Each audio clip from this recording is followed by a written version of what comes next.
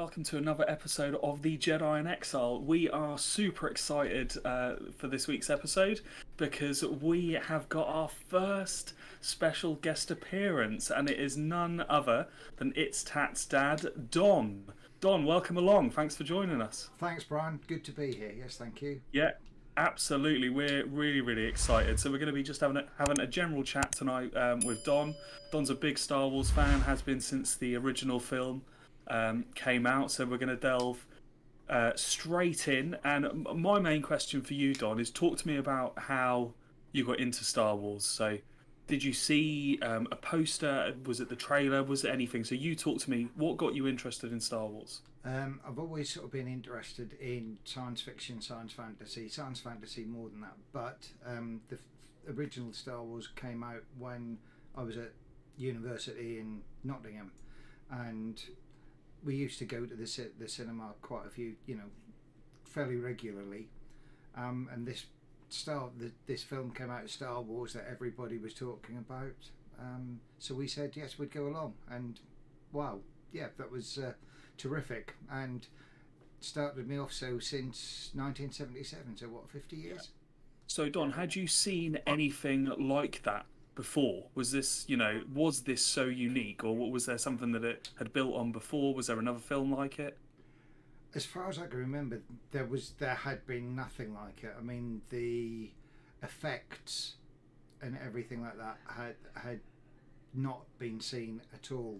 The lightsabers, things like the lightsabers and everything like that, and to see it on a big screen was just absolutely amazing. And was that the general kind of feeling for other people? Obviously, we're going back 50 years, but kind of other people in the cinema, because obviously we talk about how groundbreaking it is and how it kind of laid the foundations for special effects in movies for years to come. And it definitely, when you watch it back now, obviously we can only imagine what it was like to have experienced that back in 77. But if you look at other movies that came out at the time, it just seems so far ahead that must have kind of created a bit of a buzz about it for people that weren't even necessarily interested in sci-fi, but just in general interested in kind of what they could experience in the cinema now. Yeah, I think that's right. That I mean, the story is great anyway. So good versus evil, whatever, however you want to do it. The storyline is great. But as I said, nobody had seen effect. I don't think anyone had seen special effects like that at any time at all. And so, again, with the hype of the film, I think that was part of it as well. Because I think today you get films that are hyped, perhaps overhyped, but that at the time, it was. Everybody was talking about it and just saying how wonderful and how brilliant the effects were, because it was groundbreaking. Nobody had seen things like that at all before. So moving on, obviously Empire comes out 3 years later, 1980. It's considered by many to be the best Star Wars film. We see, yeah, all right, Matt, we know you love the Phantom Menace. I like that laugh. But by many it's considered the best. It's considered the best for storyline. Obviously we get the huge "I am your father," which is one of the best lines in cinema and one of the complete shocks. But the Empire, you had the one-handed lightsaber fight. Everything just seemed a bit more professional, I suppose. Obviously there was a lot higher budget because of the reaction to A New Hope. But talk to me about how, as the storyline unfolded, did you see anything coming, with storyline? Did you, even going forward to Return of the Jedi, was there anything you thought, oh yeah, that makes sense, or, really surprised about? I think there are hints. If looking back, there are hints that you can go, but I think the shock that Darth Vader is Luke's father certainly is one of the moments in any of the storylines that is surprise, and I think the shock perhaps of Luke losing his hand, because I can't remember many films where the hero actually something dreadful happens to the hero. The hero was always survived whatever. And I think with Empire as well, just all the different scene scenario, Luke going to see Yoda and train with Yoda and meet his dark side, if you like, and then Han being frozen. So there's things happening to the heroes all the time, which again didn't happen. As far There's as so much teased, isn't there? It's like Yes. you almost want to know. Obviously, with going to Yoda, and Obi-Wan talks about in A New Hope about the Clone Wars. He talks about the Jedi that, uh, and at this point, this is when we start to figure out that there's an episode 4 and an Yes. episode 5, and then obviously an episode 6. So we know that there's a backstory to all this. It just teases so much, doesn't it, that you want to know more. Again, the Emperor is spoken about throughout all the films, and you only see him for a little bit of time. Yes, yeah, yes. That it was Return of the Jedi. Sorry, moving on. To Return of the Jedi. There obviously brings things together. You said, 3 years in between. I think at the time, 3 years didn't seem that long because of how films were released. You saw the film, you went to the cinema, you didn't get them on the television, you didn't get them on the small screen, things like that. So 3 years wasn't too long to wait. I think for me the biggest disappointment was at the end of Return of the Jedi, and they said these are the middle ones. We will do stories either side, and then nothing happened. There was nothing. So there's a big period. There's 16 years in between Return of the Jedi coming out and then Phantom Menace being released in '99. So talk to me about what was the feeling as a Star Wars fan. I mean, what were you doing in that time to get your Star Wars fix? I used to read a lot, and when the original Star Wars books came out, there was obviously The New Hope, or Star Wars as it was called, not The New Hope, and then a book came out called Splinter of the Mind's Eye, which was released, and then there were spin-off books with Lando Calrissian and Han Solo, and that was it. And then sort of late mid-90s, we were on holiday in America, and I walked into a shop in Florida, and there was this book by Timothy Zahn, Heir to the Empire, which was the first of a whole series in the canon of books which were brilliant. And then the books were released every year, so lots of different authors, and they were great. It gave so much more to the story, because obviously everybody wants to know what happens next, what happens next, and they give you such, and obviously a book can give you so much more detail than a 2-hour or 2.5-hour movie. Yes, yeah. Me and Matt, obviously that's what got Matt involved into Star Wars, was your love of it. I mean, Matt, what are kind of your memories? Because I'm assuming you were kind of raised on a diet of original trilogy. Yeah, so it's really interesting. So this is a conversation we've never really had around kind of how Dad got into it. We've only really talked about kind of his influence on my Star Wars journey, if you want to call it that. It's really interesting to kind of go to see the parallels and the similarities in the fact that I was shown A New Hope.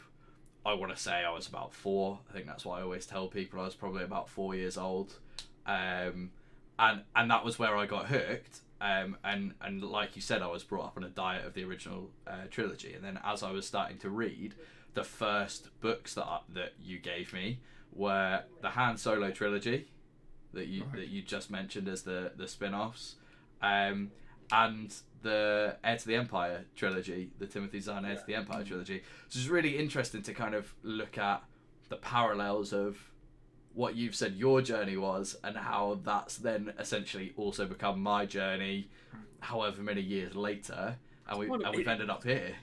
I suppose it's everyone's journey, isn't it? Whether you've been raised, let's talk about the diet, but whether you've been raised on original trilogy, or like me and Matt's generation, where it would have been the prequels, or whether it's the new generation now that are being raised on the sequels, you'll have that kind of the spark that has ignited the interest. So Don, I really want to know as well, because there'll be people of my generation who the sequels come out and we've got very strong opinions because, again, we're so used to the other films. What was your reaction to the prequels? I mean, what was your reaction to Phantom Menace, to Attack of the Clones? You know, what were your thoughts? Obviously waited with great anticipation for Phantom Menace. It'd been promised, and then George Lucas, I think, said, "No, we're not going to make them for time," and then said, "Yes, we will have them." And I have to be honest, I couldn't wait to see Phantom Menace, and thought that was really, really good. Oh. I think it was difficult for me because, having been raised on the original trilogy and the books that I read, and there were lots and lots of them, dealt with characters from the original trilogy. So Heir to the Empire, Rogue X Squadron, and things like that. There were, Academy trilogy. All of it was Luke and Leia and Han. It is, yes. And so I think, personally, for me, I found Phantom Menace I really enjoyed it because it was the new film. The second one I didn't particularly like, I have to say, and I think it's possibly because I didn't understand the characters as much as the other ones. I'd had 20 years of knowing the other characters, but yeah, the third one obviously brings the story around as to how Anakin became, Darth Vader. So for me, the trilogy, the Phantom Menace was the big film, and after that, perhaps not. I'll be honest, personally, not so great, not so good. Okay. I think that's probably a lot of people's feelings towards the sequels as well, where they thought, Force Awakens, there'd been a long time since we'd had, Star Wars films. It wasn't quite as long between the original trilogy and the prequels, but you just want your Star Wars fix, don't you? And that kind of came out. People it was a bit, very 50-50 split. Some people really liked it because it's Star Wars. Some people didn't like it. They thought it was a copycat of A New Hope, etc. But then 8 and 9 seemed to then kind of tail off. I mean, what are your thoughts on the sequels, Don? I mean, right. Again, personally, I think I like the sequels more than the prequels. Controversial on this channel. That's my opinion! Again, perhaps because some of the characters are, more known. Relate back to the originals. Whether I like the Disney version of it or the original, because they've moved so far away from, the original books and things like that. Even to the extent where there was a new series, the new Jedi Order books came out, and in the first book, do I give things away? Do I do a spoiler alert? Yeah, go for it. Right, we'll say spoiler alert and go. It's non-canon now anyway, so they can't kill us. Okay, even to the extent where when it first came out, it was horrific because Chewbacca gets killed. Yeah. And to have a major character killed, Chewbacca gets killed and Han survives, and in the first sequel Han gets killed. And in the new Jedi Order books, Ben is Luke's son. Yeah. And and they've sort of mishmashed it a bit, and they've taken some inspiration from it, right? Yeah, they've tried to take inspiration. People will be pleased with this. I mean, it must have been difficult, and I've not read as many of the Star Wars books as you have, Don, and you have, Matt. But it was difficult for me when Disney took over and said, right, this is, doesn't exist. Yes. That is really difficult when you say, you get to know a character, you get to know, you go through their development. You've gone through, probably by the time New Jedi Order hits, that's what, like 20 years after Return of the Jedi, because the kids are about 20, aren't they? Like yes, John, Yes. Jason and Anakin. So Yeah. you've gone through that amount of character development to suddenly have it just written off. But again, I think Disney have tried to take some inspiration from that. So yeah, it's difficult. As people know, I'm not a fan of the sequels, and particularly I Really? think it. Yeah, I know. But do you know what? I need to say that I think if they'd had a vision, I think because it's been written by different people, directed by different people, I think there's no vision of where the story Yeah. ended up. It's almost like you've got three individual stories trying to mesh into one. And it just doesn't work. You can see, obviously, with hindsight, that there was a clear plan with the originals, what was going to happen, and there was a clear plan, clearly, with the prequels, what was going to happen. There didn't seem to be that clear plan. You know, you've got Rose and Finn being huge characters. Finn, first of all, in Force Awakens, and then Finn and Rose in The Last Jedi, and then basically non-existent in Rise of Skywalker. You've got the whole Luke in the original trilogy is the only person to see the one bit of the light side in Darth Vader. His nephew has a bad dream in the sequels, and he wants to kill him. You know, it's, and I get that characters have development over that time, but Luke is like the ultimate. You know, he saved the universe because he still had hope, and to have lost all of that through the sequels, I just cannot get over that. I think I agree with you in regards to it's the fact that it's such a drastic 180. It's not a slight slip on the scale or a slight kind of gradual thing that you see throughout kind of Force Awakens, because we don't get to see him at all in Force Awakens, so I don't really get a gauge for it. So it's kind of like we see him at this point where it is that super hopeful, and that's what his whole character's built on. To then be in the complete opposite, it just is quite jarring for people that have been on that journey, particularly if you've explored the Legends expanded universe, and you've seen what the other timeline Luke looks like.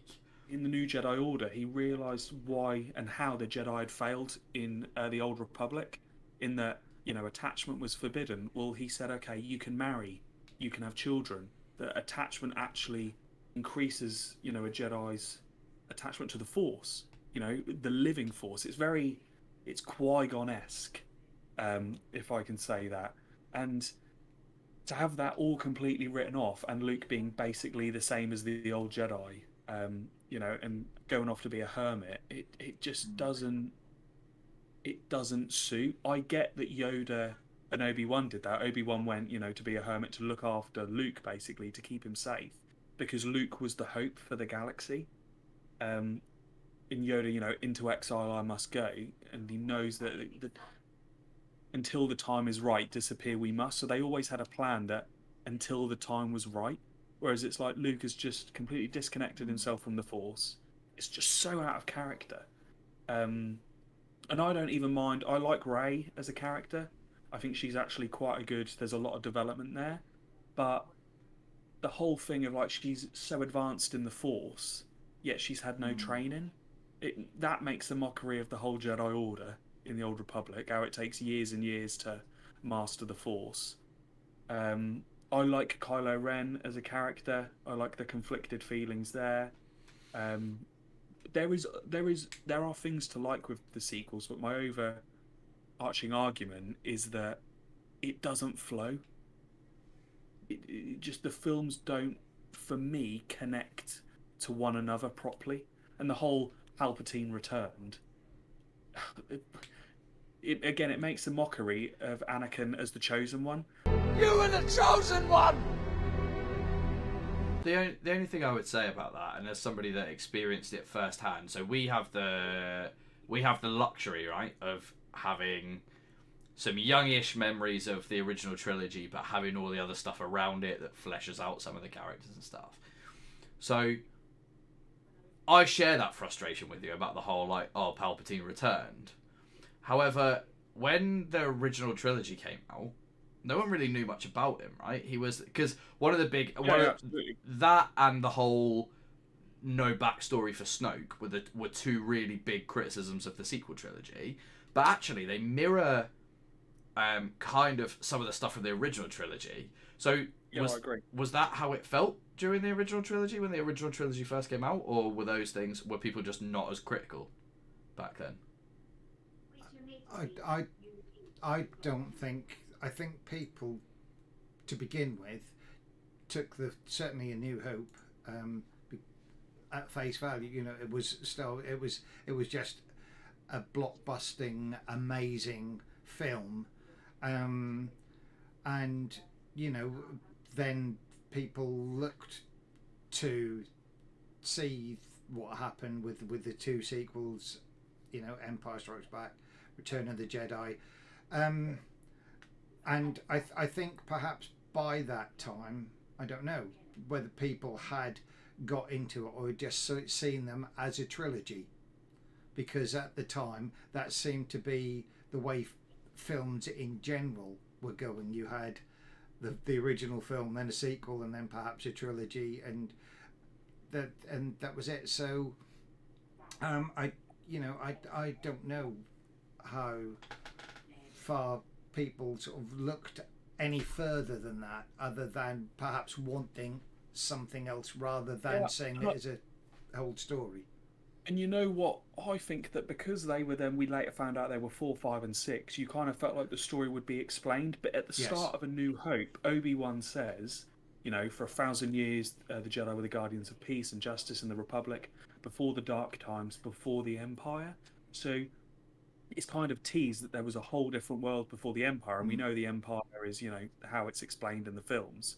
But the sequels, it's like you've got the First Order. We don't know what happened to the New Republic. We don't know how the First Order really came into being. We don't know about General Hux. We don't know about Snoke. We don't know Kylo Ren. Like, there's so much that isn't even teased. There's not even any lines that like give anything away.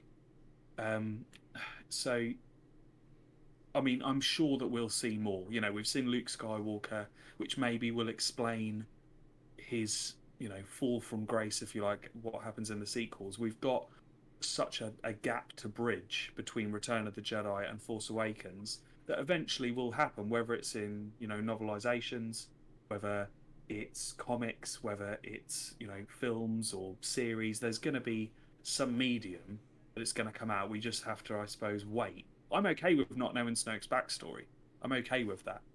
It should have been explained maybe more in Rise of Skywalker that Palpatine, you know, basically did create him, how he did it, you know, why he did it, etc. And there's only a brief outline of that. So I'm gonna taking the theme that you've just kind of laid out about this gap that's to be bridged outside of the movies and stuff. Dad, as somebody that historically was brought up on the books and movies, and that was your main engagement with Star Wars, and obviously all the movies that came out were main saga movies. What are your thoughts on, since the Disney takeover, the kind of the filler movies, so Rogue One and Solo, and then your thoughts on maybe some of the even more recent filler stuff like Book of Boba Fett, The Mandalorian, kind of the direction that Disney have taken it in regards to trying to add all of these little bits in that maybe you don't have to be a diehard Star Wars fan to watch them and enjoy them, but it helps. What's your kind of take on that? How do you feel about those sorts of things? Well, I was listening to sort of what Brian was saying, and I was sitting here wondering whether people that are now coming in with the sequels will now see them, and they, as younger people just coming into Star Wars, will now begin to see and want the fillers and things in, because I think the fillers are, you know, again personally, I think the fillers are really good. I enjoyed, you know, Rogue One and the stories behind that, and just learning new characters. For me, that I think I've gone beyond the I don't like this now to the actually I'm now quite enjoying and meeting new characters and reading about them. So I think that's actually in a way quite exciting. I think perhaps you draw a line which was very difficult at one stage to say we forget everything for the last 20 or 30 years that goes. But I think it's actually quite exciting now to think that you can now start building the stories and the characters and the fillers. It's interesting. Again, you mentioned the Book of Boba Fett, and those.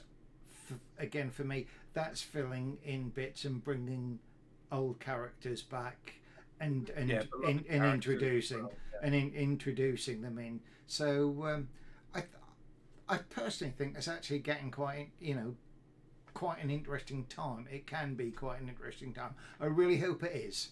I really hope that Disney have now thought, right, well, we've got those three. Perhaps they haven't linked back as much as they could have done, but we are now going to develop and can develop further in lots and lots of ways. They've obviously thought about it at Disney anyway, haven't they? With the galaxy, and so absolutely. So I think it's quite an exciting time, really. Yeah, I agree, Don. I agree. So, if Brian has no more questions to absolutely grill my dad with, we are going to introduce a new segment to the channel that is going to become a common theme anytime we have a guest. We've got a list of kind of quickfire questions that we're going to ask my dad that are going to be gut reaction answers, no time to really kind of think about them, and just honest answers, kind of like a this or that segment from his point of view as a fan. No wrong or right answers, just his point of view as a fan. So I'll start off nice and easy. Prequels, original trilogy, or sequels? Which one are you picking? You have to original trilogy. Okay. That's obvious. Who shot first, Han or Greedo? Han. Okay. Original release or digital remaster? Ooh. Digital remaster. Oh, controversial. Jedi or Sith? Jedi. Okay. Disney canon or EU Legends? EU Legends. Boba Fett or Mando? Boba Fett. Okay. Anakin or Luke? Luke. X-Wing or TIE Fighter? X-Wing. Every time. Battle droids or Stormtroopers? Stormtroopers. Every time. Okay, so basically everything pointing back to the original trilogy movies. And then last two are not this or that, but are going to be really personal ones. Favourite movie from the entire franchise?